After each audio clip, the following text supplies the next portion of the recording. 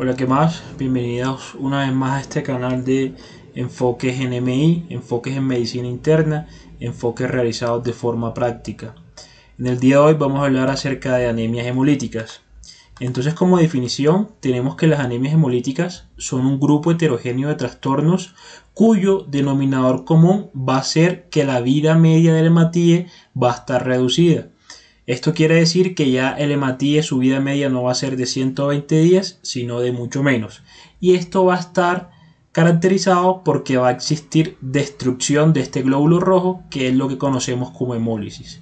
Por definición, toda anemia hemolítica es una anemia regenerativa, es decir, que tiene un índice de producción reticulocitaria por encima de 2.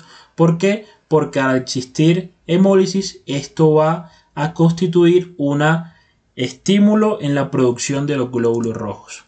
Entonces vamos a hacerlo esto de forma sencilla. ¿Y cómo se clasifican estas anemias hemolíticas? Se clasifican de la siguiente manera. Se clasifican en anemias hemolíticas corpusculares o intrínsecas o extracorpusculares o extrínsecas. Las primeras, que son las intrínsecas, pueden ser congénitas o adquiridas, y dentro de las congénitas vamos a tener alteraciones en la membrana, alteraciones enzimáticas y alteraciones en la síntesis de hemoglobina. Con respecto a las anemias hemolíticas intrínsecas congénitas que van a conducir a una alteración de la membrana, tenemos la esferocitosis, la eritrocitosis, la estomatocitosis y la acantocitosis. Dentro de las anemias hemolíticas intrínsecas congénitas que producen alteraciones enzimáticas, pues vamos a tener la conocida como la deficiencia por glucosa 6-fosfato deshidrogenasa y el déficit de piruvato sinasa. Mientras que las corpusculares o intrínsecas congénitas con alteración en la síntesis de hemoglobina, pues vamos a tener las talasemias y ciertas hemoglobinopatías estructurales. Y la única corpuscular o intrínseca adquirida va a ser la hemoglobinuria paroxística nocturna. Dentro de las extracorpusculares o extrínsecas las podemos dividir en inmunes, no inmunes, y dentro de las inmunes vamos a dividirlas en anemias hemolíticas autoinmunes, anemias hemolíticas aloinmunes y anemias hemolíticas mediadas por anticuerpos de fármacos. Dentro de las anemias hemolíticas extrínsecas inmunes de tipo anemia hemolítica autoinmune, pues vamos a tener la de anticuerpos calientes, anticuerpos fríos o hemoglobinuria paroxística a fregore. Dentro de las inmunes hemolíticas aloinmunes vamos a tener la de reacción posttransfusional y la enfermedad hemolítica de recién nacido. Y dentro de las anemias hemolíticas que son extrínsecas y que no son inmunes, vamos a tener las mecánicas, y aquí vamos a tener la 6D, las microangiopatías trombóticas, hemólisis por prótesis valvulares, cosas más extrañas como hemoglobinuria de la marcha. Vamos a tener causas infecciosas de hemólisis no inmunes, como por ejemplo el paludismo, la babebiosis, la bartonelosis, y por último vamos a tener el hiperesplenismo como causa no inmune de anemia hemolítica. Entonces esto es una forma también práctica de cómo se pueden dividir. Se pueden dividir en anemias hemolíticas adquiridas o congénitas. Recordar que las congénitas siempre van a ser intracorpusculares y generalmente van a estar asociadas con alteración de la membrana, alteración de la síntesis de hemoglobina o ciertas alteraciones enzimáticas. Y dentro de las anemias hemolíticas adquiridas, las más frecuentes van a ser las extracorpusculares. Siempre que tengamos una anemia hemolítica extracorpuscular, hay que dividirla en su origen inmune o no inmune. Recordar que este es el tema que nos vamos a centrar el día de hoy, que son las anemias hemolíticas extracorpusculares de tipo inmune. Con respecto a la fisiopatología de la hemólisis, recordar que la hemólisis puede suceder en el compartimiento intravascular o en el compartimiento extravascular. Las que suceden dentro del compartimiento intravascular van a suceder que la destrucción del hematíe va a ser en la circulación sanguínea, mientras que las que suceden en el compartimiento extravascular, la destrucción de este hematíe va a ser a nivel del sistema mononuclear fagocítico, de preferencia a nivel del vaso. Entonces, con respecto a la fisiopatología de la hemólisis intravascular, recordar que esta hemólisis es la que va a dar hemoglobinuria y por lo tanto es la que va a generar esa orina color oscuro o color Coca-Cola. Mientras que la hemólisis extravascular va a ser o va a suceder de preferencia a nivel del vaso, y esto va a ser por una exacerbación de los mecanismos fisiológicos de la hemocateresis a nivel del sistema monocítico macrófago. Entonces recordar que por cómo se produce, por ejemplo, la elevación de la bilirrubina indirecta en la hemólisis, porque la hemoglobina se escinde en globina y en el grupo hemo, esta globina va a ir hacia el depósito de aminoácidos, mientras que este grupo hemo, por la hemooxidasa, pues se va a escindir en CO2, en hierro y en biliverdina. Y recordar que esta biliverdina, por la biliverdina reductasa, se va a transformar finalmente en bilirrubina libre o bilirrubina indirecta. Y esta es la explicación de por qué la hemólisis genera hiperbilirrubinemia a expensas de la bilirrubina indirecta. ¿Cuál es la clínica de un síndrome hemolítico? Pues la clínica del síndrome hemolítico principalmente pues va a estar asociado a los síntomas de la anemia, y estos son los síntomas del síndrome anémico, que son síntomas generales asteniformes, taquicardia, disnea con el ejercicio y palidez mucocutánea.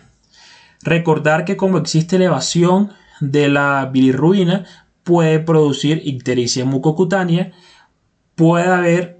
se puede encontrar esplenomegalia, y también vamos a tener todos los síntomas de una hemólisis crónica. Estos síntomas son alteraciones en el crecimiento, en el desarrollo, sobre todo en infantes. Vamos a tener litiasis biliar, úlceras en miembros inferiores y ciertos cuadros de deformaciones craneofaciales por expansión ósea, es decir, se buscan otros sitios para generar hematíes.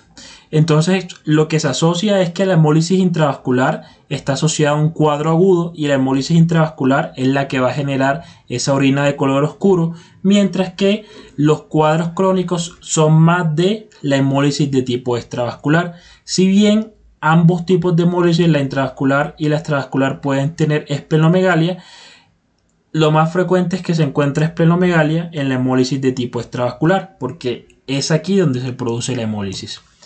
Entonces, con respecto a la historia clínica de la anemia hemolítica, estas son las preguntas que no nos pueden faltar, y son las siguientes. Es indagar cuál fue la velocidad de instauración del cuadro. Fue un cuadro agudo y crónico, y esto nos va a poder determinar si estamos en el escenario de una hemólisis intravascular o extravascular. Lo segundo es preguntar acerca de antecedentes familiares de anemia hemolítica, y esto nos puede permitir discernir si estamos ante una anemia de tipo congénito o adquirido. Lo tercero es preguntar acerca de estas manifestaciones clínicas como ictericia, esplenomegalia y signos de hemólisis extravascular crónica como litiasis biliar, sobrecarga de hierro y masas de eritropoiesis extramedular. Lo cuarto es preguntarnos si el paciente ha tenido infecciones o ingesta de fármacos o ciertos desencadenantes de crisis hemolíticas, por ejemplo, como algunos alimentos como las habas. Y esto es supremamente importante, porque a la hora de determinar si estamos ante una anemia hemolítica primaria o secundaria, nos va a poder determinar o nos va a poder dividir si es primaria o secundaria. Lo quinto, pues esto puede estar asociado a que el cuadro sí sea el de una hemólisis, por ejemplo, los episodios que el paciente haya tenido o que haya referido previamente como episodios de orina color oscuro o orina color Coca-Cola. Esto nos hace pensar en hemólisis de tipo intravascular. Y por último, la pregunta que no nos puede pasar es que si las crisis de hemólisis están asociadas o no con el clima, sobre todo con la exposición al frío, porque como ya vamos a ver posteriormente, hay ciertos tipos de anemia hemolíticas autoinmunes que se desencadenan con el frío. Recordar que siempre que nos enfrentemos a cualquier tipo de anemia, el frotis o extendido de sangre periférica es transversal a la valoración de toda anemia, y esto nos puede elucidar de forma fehaciente cuál es el origen o cuál es la causa de la anemia. Y es por esto que, por ejemplo, cada vez que encontremos esquistocitos, siempre pensar en microangiopatías trombóticas. Sin embargo, los esquistocitos no solamente son encontrados en las MAC, sino que también se pueden encontrar en otras cosas, como por ejemplo la hemólisis por válvulas cardíacas o la intoxicación por ciclosporina. Cuando encontremos esferocitosis o lictocitosis, siempre pensar en causas congénitas asociadas a alteraciones intrínsecas de esa membrana, de ese hematíe. Y por ejemplo, cuando encontremos cosas mucho más raras, como por ejemplo el punteado basófilo, pensar en saturnismo, o que es la intoxicación por plomo. El objetivo de esta presentación es enfocarnos específicamente en la anemia hemolítica extracorpuscular inmune. Los ubico un poquito. Entonces, cuando les hablé de esta diapositiva, que es la clasificación de las anemias hemolíticas, pues yo se las dividí en corpusculares o intrínsecas y en extracorpusculares o extrínsecas. El día de hoy, en esta presentación, vamos a hablar de este grupo que se encuentra a la derecha, específicamente las extrínsecas de tipo inmune, y de las inmunes, recordar que pueden ser anemia hemolítica autoinmune, anemia hemolítica autoinmune o anemia hemolítica mediada por anticuerpos de fármacos. Hoy vamos a hablar específicamente de las anemias hemolíticas autoinmunes. Entonces, recordar que la anemia hemolítica extracorpuscular inmune es una enfermedad adquirida caracterizada por la destrucción prematura del hematíe, es decir, se acorta la vida media del eritrocito, y esto va a ser por acción de ciertos componentes plasmáticos relacionados con el sistema inmunitario. ¿Cuáles son esos componentes plasmáticos? Son ciertas inmunoglobulinas o autoanticuerpos, el sistema del complemento y ciertos agentes inmunógenos que son derivados de fármacos. Y recordar que todos estos van a tener como diana o van a tener como target la membrana del hematíe. Entonces, específicamente, la anemia hemolítica autoinmune, esta va a estar producida o desencadenada por autoanticuerpos contra antígenos que están presentes en la membrana eritrocitaria, y esto va a ser como consecuencia de un trastorno del sistema inmune, y a veces se asocia a ciertas enfermedades o trastornos autoinmunes, sobre todo las que tienen un origen secundario. Es importante recordar que es la causa más frecuente de hemólisis adquirida y que la incidencia de esta entidad va a incrementar con la edad. ¿Por qué se produce la anemia hemolítica autoinmune? Existen varias teorías, sin embargo, se resumen en tres. Lo primero es que existe una anomalía primaria que va a estar en la membrana del glóbulo rojo, y esto se va a generar porque los antígenos de esa membrana se modifican por acción de ciertas bacterias, virus o agentes químicos. La segunda teoría es que en realidad no se producen autoanticuerpos que destruyan el glóbulo rojo, sino que existen anticuerpos que van a ir o van a estar dirigidos contra ciertos tipos de antígenos heterólogos que van a ser de estructura similar a aquellos antígenos de las células rojas normales, con los que se va a presentar una reacción cruzada o el famoso mimetismo molecular. Y esto, el ejemplo de esto sería una anemia hemolítica autoinmune por Mycoplasma pneumoniae. Y la tercera teoría es que existe una anomalía propia dentro del sistema inmune que va a ser generada porque se va a perder la capacidad de reconocer los antígenos como propios, es decir, se pierde la tolerancia a los antígenos que son propios de nuestro organismo. Y esto, el ejemplo de las entidades que producen o que son explicadas por esta teoría son los síndromes linfoproliferativos y las enfermedades de tipo autoinmune. Cuando vamos a enfocar una anemia hemolítica, es muy importante enfocarla de forma organizada. Les propongo este enfoque. Lo primero es que toda anemia hemolítica por definición es una anemia regenerativa, es decir, una anemia que tiene un índice de producción reticulocitaria por encima de 2.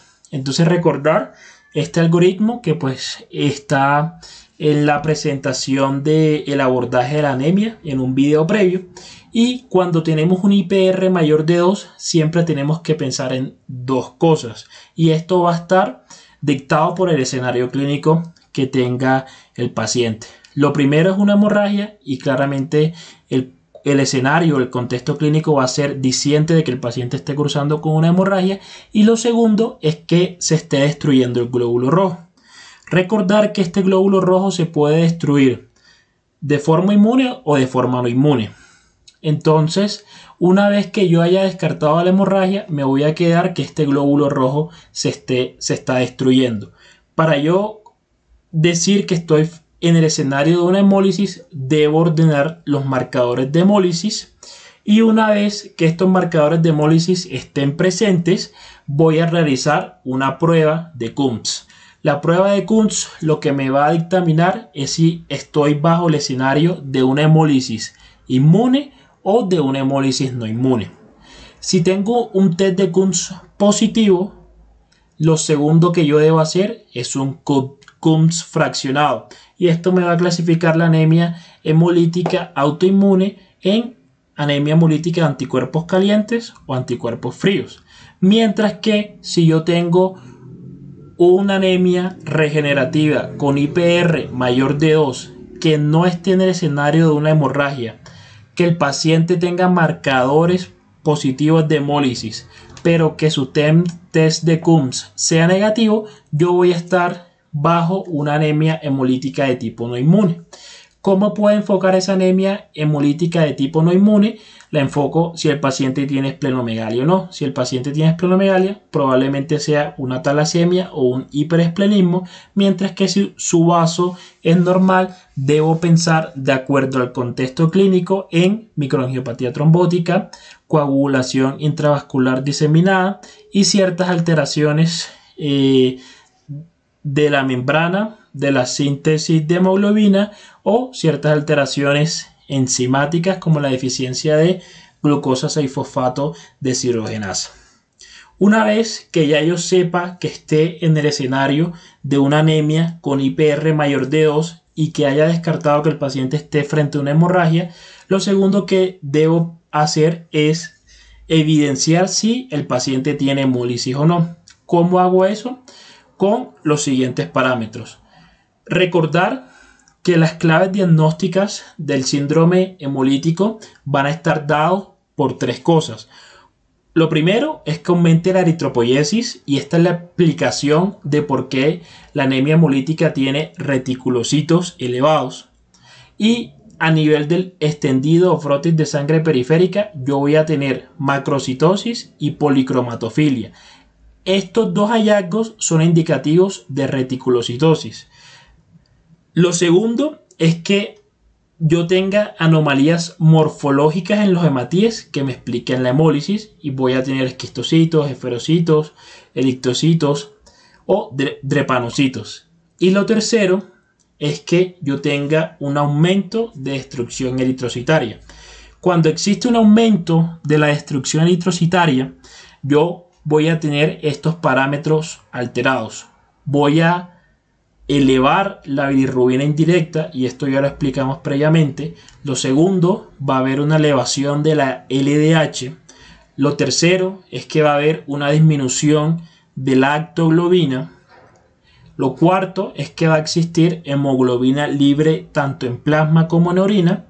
Y lo otro es que puede existir acúmulos de hemosiderina en el sedimento urinario.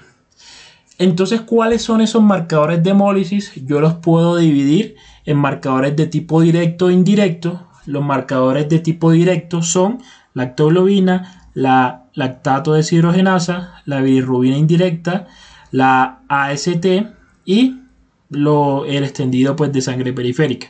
Mientras que los marcadores indirectos son los reticulocitos, el volumen corpuscular medio, el receptor soluble de transferrina, la hemoglobina glicada y la carboxihemoglobina. De los marcadores de tipo directo, el más específico es la lactoglobina. Cuando la lactoglobina está por debajo de 25 miligramos por decilitro, alcanza una especificidad de hasta un 96%. ¿Cómo espero yo encontrar la lactoglobina en el escenario de una hemólisis? Pues baja. La LDH yo la espero encontrar elevada, sin embargo, la LDH no es específica porque la LDH tiene muchas isoenzimas en todo el cuerpo. La forma de la isoenzima de la LDH que se eleva en la hemólisis es la de tipo 1, que se comparte también con la del corazón. La bilirrubina indirecta se eleva, pero esto no es específico. La AST también se eleva, pero esto no es específico. Recordar que podemos encontrar AST en los hematíes y esta es la explicación de por qué se eleva la AST. Y en el extendido de sangre periférica vamos a encontrar ciertas pistas diagnósticas que nos pueden orientar hacia la causa de la hemólisis. Mientras que en los marcadores de hemólisis de tipo indirecto, como es una anemia regenerativa, vamos a encontrar reticulocitos elevados. El volumen corpuscular medio va a estar alto y esta es una causa de macrocitosis. ¿Por qué? Porque se elevan los reticulocitos y los reticulocitos son células grandes y lo que me está midiendo la máquina son los reticulocitos y es por esto que el BCM en la hemólisis se eleva porque está midiendo los reticulocitos. Es muy importante este tema de la hemoglobina glicada porque si yo tengo un paciente con una hemólisis, el seguimiento de este paciente, si llegase a tener diabetes, no se podría realizar con la hemoglobina glicada porque esto sería un valor que estuviera falseado hacia la baja. Una vez que yo haya confirmado que el paciente con anemia regenerativa tenga hemólisis, lo tercero que yo me debo preguntar es que si estoy ante una hemólisis inmune o una hemólisis no inmune. Esta duda la resuelvo con el test de Coombs o la prueba de antiglobulina directa, pues que es lo mismo. Entonces, con respecto al test de Coombs o el test de antiglobulina directa, es la prueba que me va a determinar si estoy ante una hemólisis inmune o no. Recordar que existen dos tipos de Coombs, el Coombs directo o el indirecto.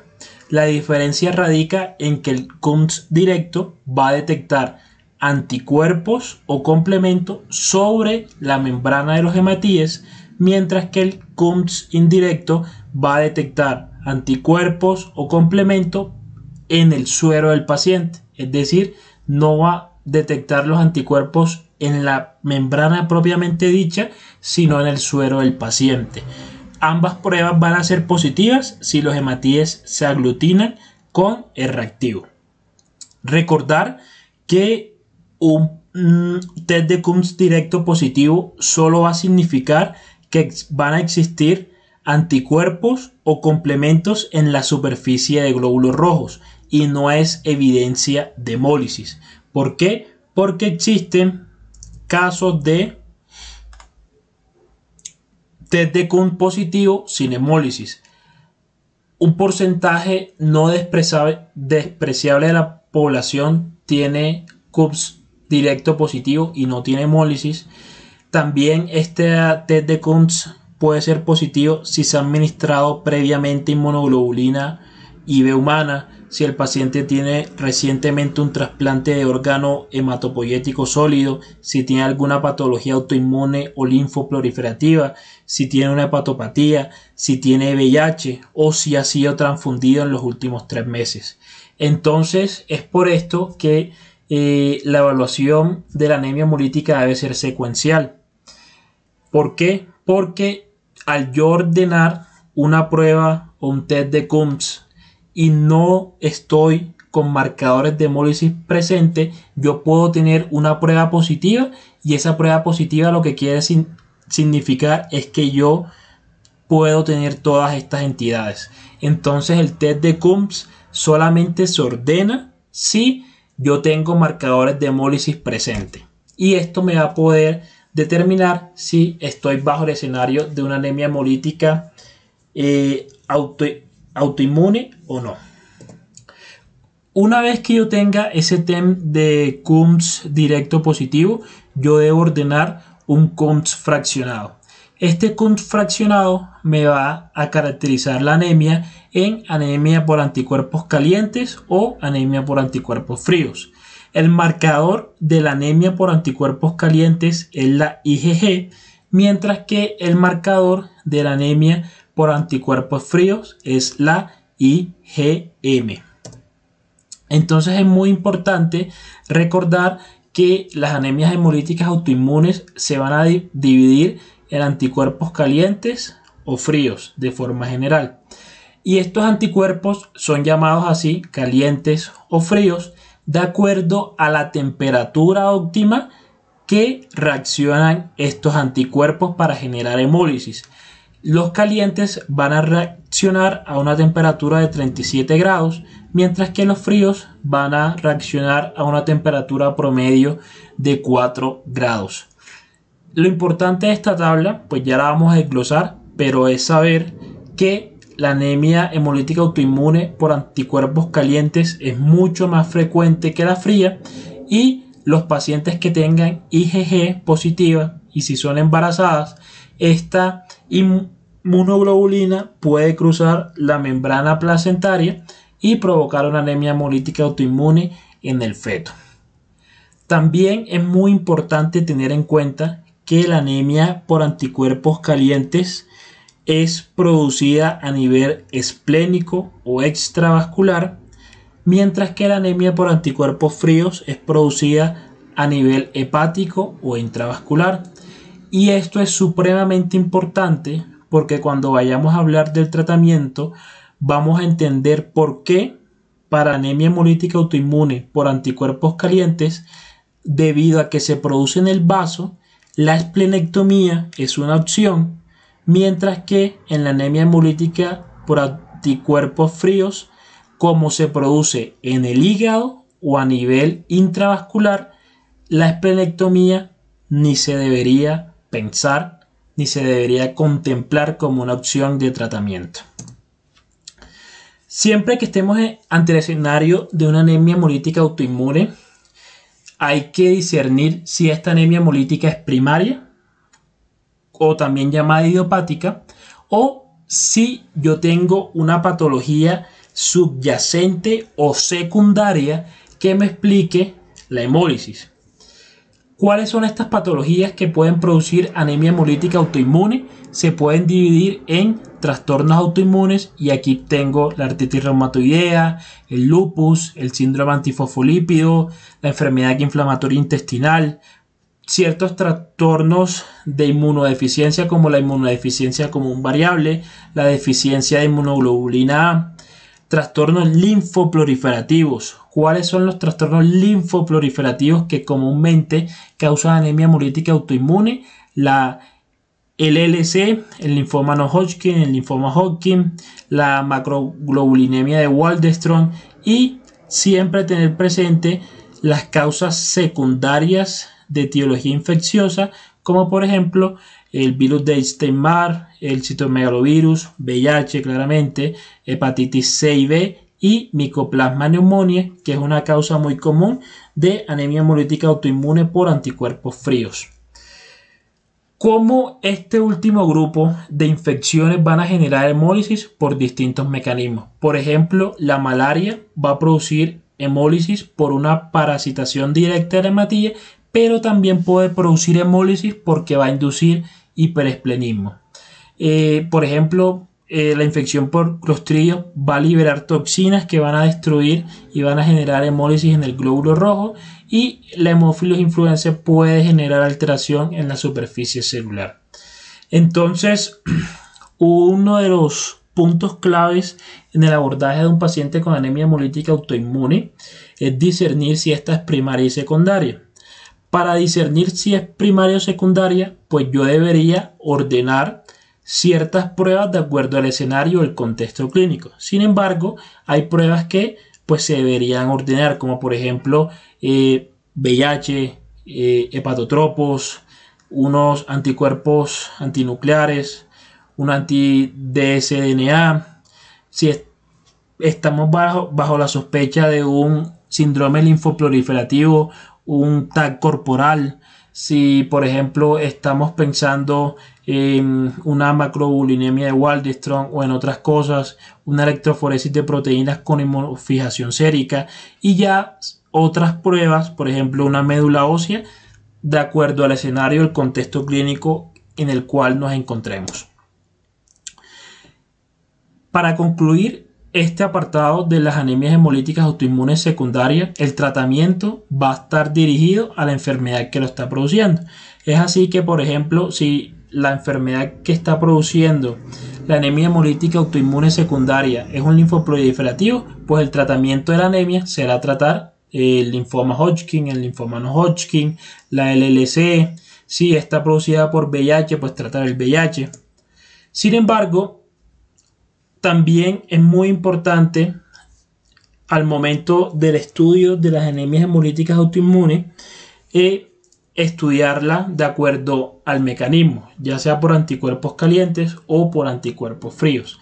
Entonces empecemos con la anemia hemolítica autoinmune de anticuerpos calientes. Entonces recordar que el marcador es la presencia de IgG, que este IgG va a generar hemólisis o va a reaccionar a una temperatura de 37 grados. La anemia por anticuerpos calientes es mucho más frecuente que la anemia por anticuerpos fríos.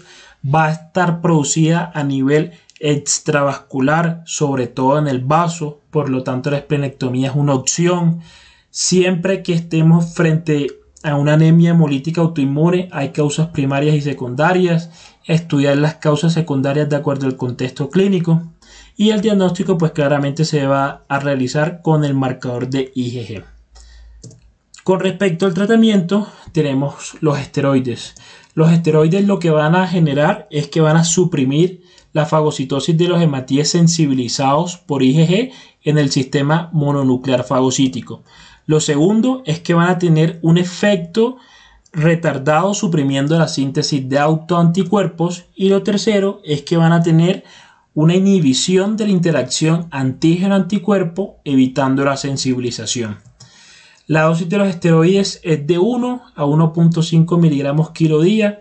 Hay otra literatura que lo llevan hasta 2 miligramos kilo día. Esto se debería mantener por al menos 3 semanas y luego de pasadas 3 semanas se debería realizar una reducción gradual de la dosis a una dosis objetivo de al menos 10 miligramos día de prednisolona por 3 a 6 meses.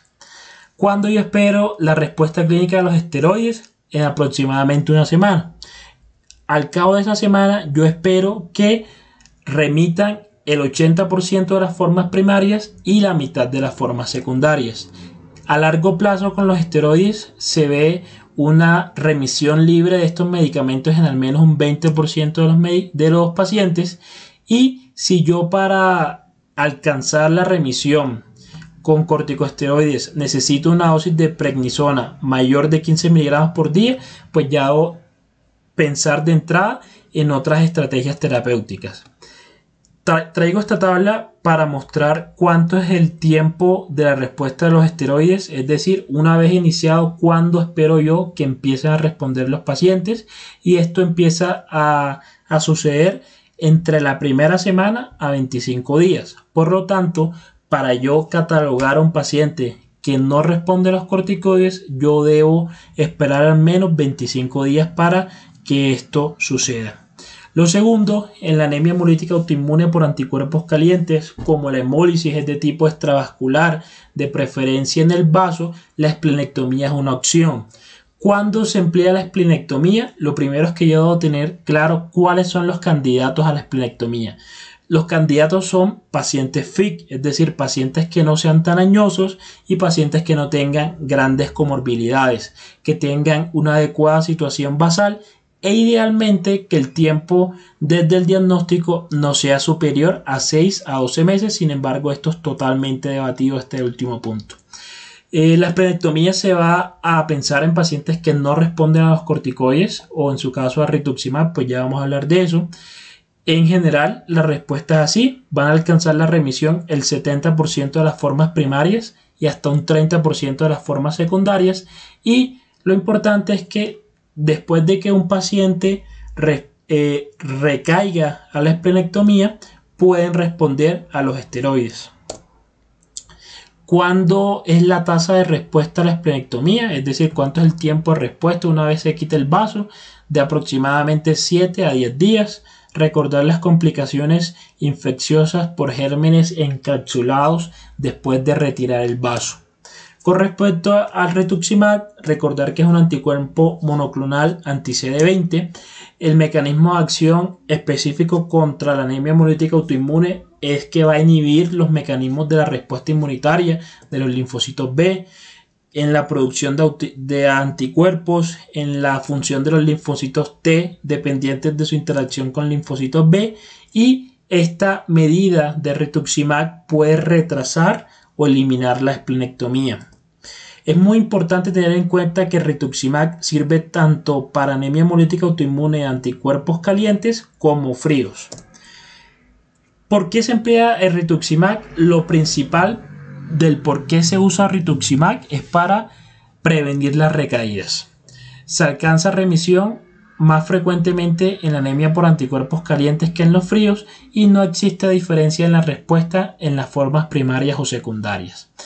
Existen diversas dosis para la administración de rituximab en la anemia hemolítica autoinmune de anticuerpos calientes, que por ejemplo una de las más empleadas es 375 miligramos por metro cuadrado de superficie corporal semanal por un mes. Sin embargo, hay otros esquemas de dosificación. El tiempo de respuesta es de aproximadamente 3 a 6 semanas, y hasta el 60% de los pacientes a 3 años alcanzan una remisión libre del medicamento. Con respecto al tratamiento, este era el esquema que se tenía previamente y era un esquema de tratamiento secuencial, es decir, que yo primeramente usaba los corticoides, y si los corticoides no funcionaban, ya yo debía pensar en esplenectomía o rituximab. Sin embargo, los algoritmos de manejo han cambiado, y han cambiado de la siguiente forma. Lo que se está tratando de usar hoy día con respecto a la anemia hemolítica autoinmune de anticuerpos calientes es, en primera línea, usar tanto los corticoides como el rituximab. Si estos dos eslabones del tratamiento de primera línea no funcionan, pues ya pensar en otras estrategias, como por ejemplo la esplenectomía y otros tratamientos inmunomoduladores. Pero esto es a lo que se está realizando en la anemia hemolítica autoinmune: empezar a usar el rituximab mucho más arriba en primera línea. Y por último, la anemia hemolítica autoinmune por anticuerpos fríos, que es la IgM mediada. Entonces, recordar que la inmunoglobulina estandarte va a ser la IgM. Este tipo de anemia va a fijar y va a activar de una manera excesiva el complemento. La temperatura óptima en la cual reacciona este autoanticuerpo es aproximadamente 4 grados. Es menos frecuente que la anemia por anticuerpos calientes. Esta va a estar producida a nivel intravascular o a nivel hepático, y es por esto que la esplenectomía no es una opción. Siempre recordar que existen causas primarias y secundarias. Dentro de las causas secundarias, tener muy presente el Mycoplasma pneumoniae. Entonces, la anemia hemolítica autoinmune por anticuerpos fríos, que es la mediada por IgM, va a ser una entidad de personas de edad avanzada. La exposición al frío va a desencadenar las crisis hemolíticas. Hasta un 90% de los pacientes pueden generar acrocianosis y fenómeno de Raynaud. En el frótico, en el extendido de sangre periférica, puede existir el fenómeno de pilas de moneda. Esto va a ocurrir a los 4 grados y va a desaparecer a los 37 grados. Con respecto al tratamiento, es obvio que la profilaxis va a ser evitar la exposición al frío. Siempre que existe una causa secundaria, tratarlo. Cuando se vaya a transfundir, en lo posible calentar los glóbulos rojos empaquetados con los métodos adecuados. El rituximab es una opción en este tipo de anemia. ¿Y qué no va a servir? No va a servir ni la esplenectomía ni los corticosteroides. Existen otros inmunosupresores que se pueden usar para realizar seguimiento terapéutico de estos pacientes, dentro de los cuales están la azathioprina, ciclofosfamida, ciclosporina y mofetilmicofenolato. La remisión es de aproximadamente 40-60% con estos medicamentos. Este es el resumen del tratamiento. Recordar que la anemia hemolítica autoinmune por anticuerpos calientes le funciona el corticoide y le funciona la esplenectomía, mientras que la anemia hemolítica autoinmune por anticuerpos fríos, esto no funciona. Siempre hacer suplencia de ácido fólico y de calcio y de vitamina D. El hematínico siempre debe ir, que es el ácido fólico, y el calcio y la vitamina D es para prevenir la osteoporosis inducida por glucocorticoides. Los esteroides uno debe esperar que respondan a las 3 semanas o más o menos a los 21 días. Una vez que pues no respondan, ya puedo catalogar al paciente corticoresistente. Mucho más frecuente se está usando el rituximab de primera línea. Con respecto al tratamiento de la anemia hemolítica por anticuerpos fríos, recordar que no sirven ni los esteroides ni la esplenectomía, y en estos pues se usa rituximab como primera línea, y ya pues si no funciona pues ya se debe individualizar el caso. ¿Cómo evalúo yo la respuesta al tratamiento en estos pacientes? Pues debo definir qué es respuesta completa. La respuesta completa es que yo tenga niveles de hemoglobina normales, no exista evidencia para clínica de hemólisis y el paciente pues no esté requiriendo transfusión. Y recordar que no respuesta es que yo falle en alcanzar la respuesta pues que ya la definimos. Y es muy importante que para definir resistencia a esteroides o pacientes corticoresistentes, yo debo fallar en obtener una respuesta transcurridas las 3 semanas. Antes de 3 semanas no puedo hablar de que falló el esteroide. Y por último, la hemoglobinuria paroxística a frigore es una entidad también que produce anemia hemolítica autoinmune, y esta va a estar producida por el anticuerpo de Donag-Landsteiner, que es un anticuerpo que es una inmunoglobulina IgG que tiene una especificidad contra el grupo sanguíneo P, que se va a activar muy eficazmente el sistema del complemento a bajas temperaturas. ¿Cómo se realiza el diagnóstico de esta entidad? Identificando esta hemolicina mediante el test de Donag-Landsteiner y demostrar su naturaleza bifásica. ¿Cuál es esta naturaleza bifásica? Es que va a consistir en incubar el suero del paciente con hematías a 4 grados y posteriormente incubar la mezcla a 37 grados, tras lo cual se va a producir una intensa hemólisis. Así es como se vería la prueba de Donag-Landsteiner. Recordar que otras causas de anemia hemolítica autoinmune va a ser la que va a estar producida por fármacos. De forma general, estos fármacos pueden inducir hemólisis por mecanismos de actenos, por mecanismos de neoantígenos y por mecanismos propiamente autoinmunes. Como resumen, tenemos que la anemia hemolítica autoinmune por anticuerpos calientes es más frecuente que los anticuerpos fríos. El anticuerpo de los calientes es la IgG y el anticuerpo de los fríos es la IgM. Recordar que los esteroides y la esplenectomía solo sirven para anticuerpos calientes, mientras que para fría no sirven estas opciones. Esto es un resumen. Tener en cuenta que toda anemia hemolítica se debería clasificar en intracorpuscular o extracorpuscular, y de aquí debería yo clasificarlas en congénitas adquiridas, las extracorpusculares y las intracorpusculares, y estas intracorpusculares clasificarlos por las alteraciones de la membrana enzimática o la síntesis de la hemoglobina, mientras que las extracorpusculares clasificarlas en anemias inmunes o no inmunes. Muchas gracias, espero que les haya gustado este video y que les haya sido útil para su estudio. Los invito a suscribirse al canal.